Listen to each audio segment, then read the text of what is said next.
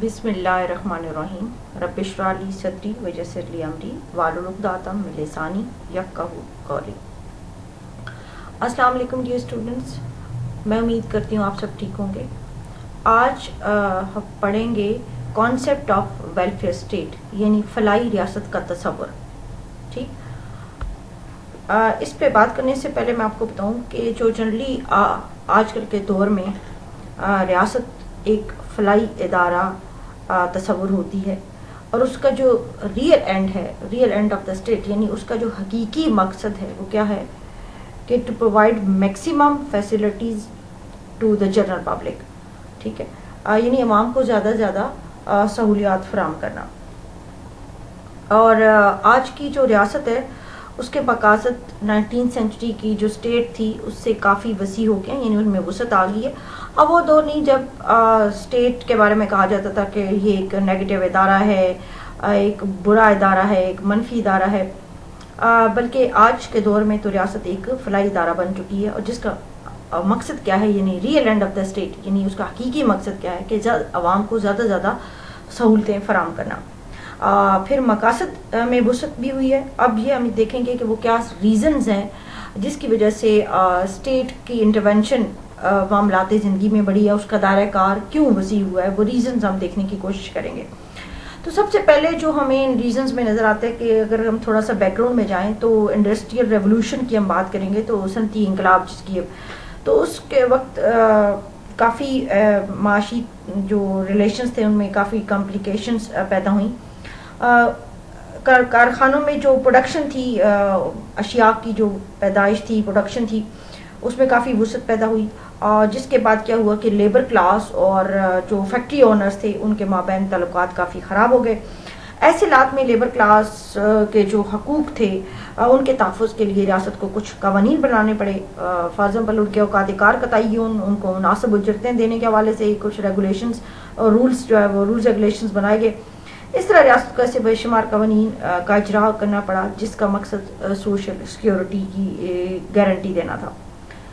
दूसरा ये हुआ कि बेरोज़गारी को ख़त्म करने के लिए स्टेट को बहुत सी इकनॉमिक एक्टिविटीज़ के अंदर इंटरफेयर करना पड़ा। थर्डली ये कि इंडस्ट्रियल जो प्रोडक्शन थी उसमें इजाफे की वजह से जो इम्पोर्ट और एक्सपोर्ट थी वो भी इंक्रीज़ हुई, और बड़े बड़े सरमायादारों ने बैरूनी ममालिक में इन्वेस्टमेंट्स की।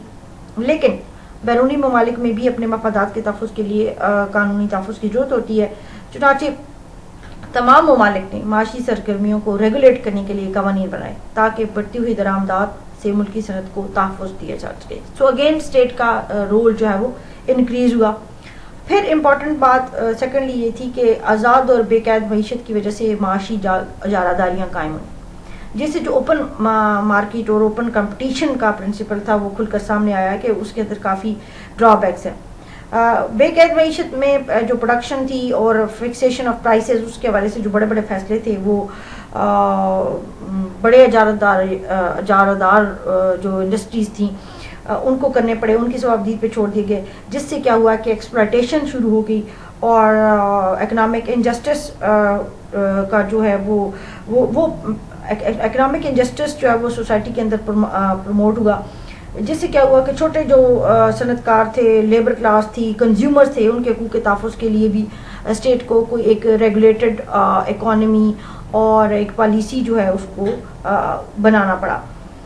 फिर एक इम्पॉर्टेंट एस्पेक्ट हमारे सामने आया कि जब जो हमने लास्ट में भी डिस्कस किया था कि नज़रिया इंफरादियत जो डेवलप हुआ, उसके तहत यूरोप के अंदर बेशुमार कम्युनिटीज़ को जो है हक़ नियाबत यानी वोट का हक़ दिया गया, जिससे क्या हुआ कि मुख्तलिफ मामलात में जो मखसूस तबके की इजारादारी थी उसका असर भी कम हुआ, और अवाम का जो शऊर था, उसका जो असर नफूज़ था वो भी काफ़ी हद तक डेवलप होना शुरू हुआ।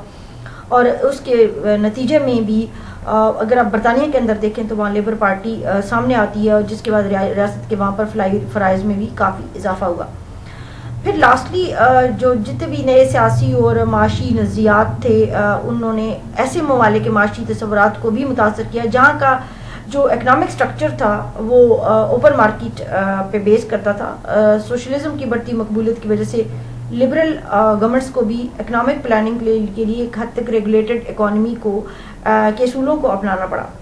चुनांचे जमहूरी रियासतों में कानून का दायरा अमल ان معاملات تک بھی وسیع ہو گیا جن کو ایک قبل تک ریاست کے فرائض میں شمار نہیں کیا جاتا تھا. بہرحال یہ تو ہم نے ریزنز ڈسکس کی جو کہ وجہ بنی for the increased state intervention, یعنی ریاست کے معاملات زندگی کے اندر جو اس کا مداخلت ہے وہ کیوں ہوئی، یہ وہ وجوہات تھیں کیوں اس کو ڈفرینٹ لاز رولز ریگولیشنز بنانے پڑے. اب آتے ہیں فنکشنز آف ویلفیئر اسٹیٹ کہ ایک فلاحی ریاست کے فرائض کیا ہوتے ہیں. جنرلی اسپیکنگ اور آبجیکٹو کے حوالے سے تو اگر ہم لاسکی کی اس ڈیفینیشن کو دیکھیں تو وہ کہتے ہیں کہ ریاست ایک ایسی تنظیم ہے جس کا مقصد تمام افراد کے لیے وسیع پیمانے پر خوشحالی قائم کرنا ہے. ریاست تمام افراد کو یکساں مواقع فراہم کرتی ہے تاکہ وہ اپنی صلاحیتوں کو بروئے کار لا سکیں. اس مقصد کے لیے وہ افراد کے حقوق کو آئینی طور پر تسلیم کر کے ان کا نفاذ عمل میں لاتی ہے.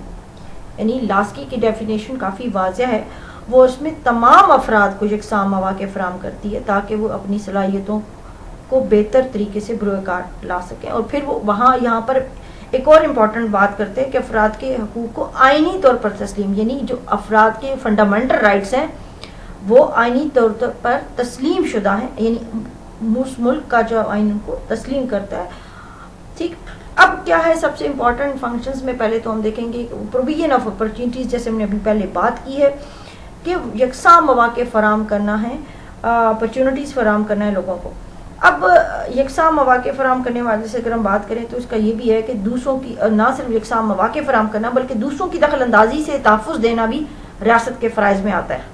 فار ایگزامپل اگر ایک ریاست کے اندر جب شہری کی تعلیم کا حق جو ہے وہ تسلیم کیا جاتا ہے تو اس کا مقصد یہ ہے کہ ریاست کے اوپر بھی ایک فریضہ عائد ہوتا ہے کہ وہ زیادہ سے زیادہ یونیورسٹیز، کالجز، تعلیمی ادارے کھولے تاکہ لوگ تعلیمی سہولیات سے فائدہ اٹھا سکیں. اسی طرح سے جب حکومت فرد کا کام کرنے کا تسلیم کرتی ہے، یعنی فرد کوئی بھی کاروبار کر سکتا ہے، کوئی امپلائمنٹ کے حوالے سے، کوئی بزنس کے حوالے سے، تو پھر اس صورت میں اسے استفادہ اس طرح سے کیا جا سکتا ہے کہ ریاست کی پھر جو ذمہ داری ہے کہ ایسے معاشی حالات پیدا کرے، ملک کے اندر اسٹیبلٹی لائے، اکنامک اسٹیبلٹی لائے، پولیٹیکل اسٹیبلٹی لائے، جس سے تاکہ وہ اپنے روزگار کو، اپنے کام کو بہتر طریقے سے پروموٹ کر سکیں، ان کے مفادات کا تحفظ بھی ہو سکے. پھر اس میں یہ بھی ہے کہ اس میں لیبر کلاس، اس کے مفادات کا تحفظ بھی ہو، اس میں انڈسٹریلسٹ کلاس، اس کے مفادات کی تحفظ بھی ہو.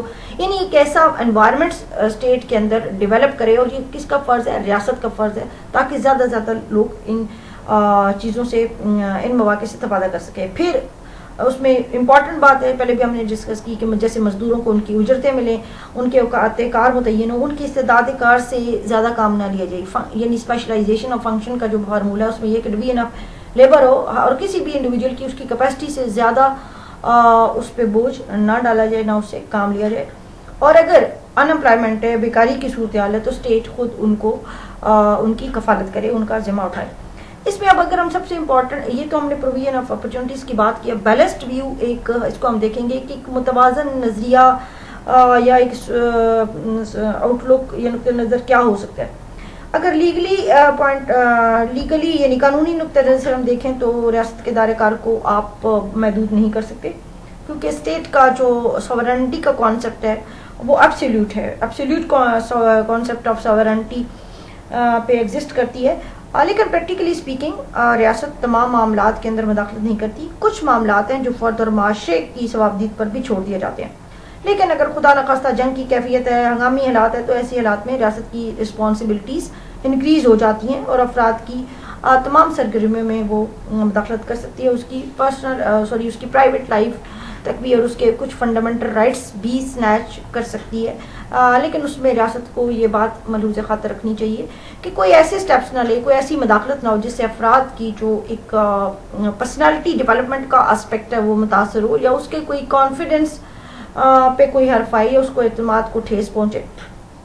بہرحال اس میں اب آگے چل کے دیکھتے ہیں برچس کا پوائنٹ آف ویو کیا ہے اس حوالے سے. اس نے بھی اسٹیٹ کے فنکشنز کو 3 حصوں میں ڈیوائڈ کیا ہے. ایک تو وہ کہتا ہے کہ جی بیسک فنکشنز، پھر وہ سیکنڈری فنکشنز کی بات کرتا ہے، اور پھر وہ کہتے ہیں کہ کچھ ایسے فرائض جس پہ سب کو ایک یونینیمسلی ان کا اتفاق ہے. بہرحال ریاست کا جو ایک سیٹلڈ ایریا آف جورسڈکشن ہے، اس کے حوالے سے کیا ہے کہ ہر فرد دوسرے فرائض کی برابری کے لیے راہیں ہموار کرتا ہے. اور ان سب کے اندر ایک یہ انٹیگریٹڈ ہیں، ایک دوسرے کے ساتھ جڑے ہوئے ہیں. برجس کہتے ہیں کہ ایک جو تمدنی ترقی ہے اس کے اندر جب تبدیلیاں آتی ہیں، حالات تبدیل ہوتے ہیں، تو اس کا اثر فرد اور حکومت کے ریلیشن شپ پہ بھی ہوتا ہے. اور اس لیے وہ کہتے ہیں کہ جب تبدیلی آتی ہے تو ان کے ریلیشن شپ کو بھی نئے سرے سے ڈیولپ ہونا چاہیے. اور پھر وہ کہتے ہیں کہ ریاست کے فرائض بھی ایک کسی اسٹیگننٹ کانسیپٹ پہ بیس نہیں کرتے، ان کی نوعیت اور وسعت بھی اس کے حساب سے ہی اس کا ارتقا ہونا چاہیے. گیٹل کیا کہتے ہیں، Gettel's point of view regarding the functions of the state, اس نے بھی اس کے فنکشنز کو ڈیوائڈ کیا ہے اختیاری اور لازمی فرائض میں. لیکن فرائض کے سلسلے میں اگر ہم بات کریں تو آپ ایک واٹر ٹائٹ کمپارٹمنٹلائزیشن تو ممکن نہیں ہے، یعنی آپ اس کو مکمل طور پہ اس کو تقسیم نہیں کر سکتے. گیٹل کہتا ہے کہ جو اختیاری فرائض ہیں وہ ان معاملات سے متعلق ہیں کہ اگر افراد کی وہ اس میں چھوڑ دیے جو اس کی ثوابدید پر، تو وہ ان کو پراپرلی سنبھال نہیں سکتے، ان کی دیکھ بھال نہیں کر سکتے. اختیاری فرائض کو وہ فردر ڈیوائڈ کرتے ہیں 2 پارٹس کے اندر، جس میں وہ ایک کہتے ہیں کہ سوشلسٹ اور سیکنڈ وہ نان سوشلسٹ کی بات کرتا ہے. سوشلسٹ فرائض وہ ان کو کہتے ہیں جو ایسے معاملات سے متعلق ہیں جن کو معاشرہ بھی سر انجام دے سکتا ہے، لیکن اگر ریاست مداخلت نہیں کرے گی تو کئی مسائل جنم لے سکتے ہیں. جیسے کہ وہ کہتے ہیں کہ اگر پروڈکشن سورس آف پروڈکشن یعنی ذرائع پیداوار ہیں جو ہیں، مینز آف پروڈکشن جو ہیں، ان پر اگر ذاتی ملکیت جنرل پبلک کے لیے اگر نقصان دہ ہے تو ان کو نیشنلائز کر لیا جاتا ہے، یعنی ان کو قومی ملکیت میں لے لیا جاتا ہے، اور اجتماعی بہبود کی خاطر ان کا انتظام اسٹیٹ خود کرتی ہے. اس میں وہ کہتے ہیں کہ جیسے آپ کا بجلی ہے، پانی ہے، گیس، ریلوے، پوسٹ وغیرہ، یہ سب اسٹیٹ کی رسپانسبلٹی میں آئیں گے. اور آج کی جو ماڈرن اسٹیٹ ہے وہ ان تمام فرائض کو بخوبی سر انجام دے رہی ہے. نان سوشلسٹ فنکشنز میں وہ کہتے ہیں کہ وہ فرائض شامل ہیں جن کو افراد یا دوسرے اچھی طرح ادا نہیں کر سکتے، جیسے آپ کی ہیلتھ ہے، ایجوکیشن ہے، آپ کی روڈز ہیں، آبپاشی کا سسٹم ہے، نہروں کا نظام ہے. یہ وہ کہتے ہیں کہ یہ بھی افراد ان فرائض کو بخوبی سے انجام نہیں دے سکتے، یہ بھی ریاست کے فرائض میں آتے ہیں، اور ان کو وہ غیر سوشلسٹ فرائض کہتے ہیں، نان سوشلسٹ. لازمی فرائض کی ہم نے بات کی تھی، اس نے کہا کہ 2 میں ڈیوائڈ کرتے ہیں، اختیاری اور لازمی. اختیاری کی تو ہم بات کر چکے ہیں. اب لازمی میں وہ اگین پھر یہ کہتے ہیں کہ to maintain law and order, یعنی ملک کے اندر امن و امان قائم کرنا، اور to maintain friend relations with external parts, یعنی یہ وہ اس میں کہتے ہیں کہ یہ ریاست کے لازمی فرائض میں ہوں گے. پھر گارنر کی اگر ہم بات کریں تو گارنر صاحب جو ہیں فرماتے ہیں کہ بلکہ وہ کہتے ہیں کہ ریاست 3 مقاصد ہیں. وہ کہتے ہیں کہ سب سے پہلا جو ان کے نزدیک آبجیکٹو ہے وہ یہ ہے کہ افراد کے مفادات کے تحفظ، to protect the interest of the general public. Secondly ان کے نزدیک کیا ہے کہ اسٹیٹ کا آبجیکٹو کہ معاشرے کے اجتماعی مفادات کا تحفظ. اینڈ لاسٹلی وہ کہتے ہیں کہ عالمگیر معاشرے کی ترقی اور تہذیب کے فروغ کے لیے سرگرم عمل رہنا ریاست کے آبجیکٹیوز میں سے ایک ہے. اس لحاظ سے اگر ہم بات کریں تو گارنر بھی 2 طرح کے فرائض کا ذکر کرتے ہیں، یعنی لازمی اور اختیاری. خیر یہ تو جنرلی ہم نے بات کی، ہم نے لازمی فرائض اور یعنی اسینشیل فنکشنز اور سیکنڈری فنکشنز ہم نیکسٹ لیکچر میں دیکھیں گے. آج آپ ان کو اچھی طرح سے دیکھیں، اس کو کانسیپٹ کو سمجھنے کی کوشش کریں، ان ریزنز کو دیکھنے کی کوشش کریں جن کی وجہ سے ریاست کا دائرہ کار بہت وسیع ہو گیا. پھر وہ فنکشنز کیا ہیں، اور پھر ان کے حوالے سے جو مختلف مفکرین ہیں ان کا کیا خیال ہے، وہ ریاست کے فرائض کو کتنے حصوں میں تقسیم کرتے ہیں، وہ مقاصد کے حوالے سے کیا بات کرتے ہیں، یہ آج ہم نے شارٹلی ڈسکس کیا. ٹل دین اللہ حافظ. پاکستان زندہ باد.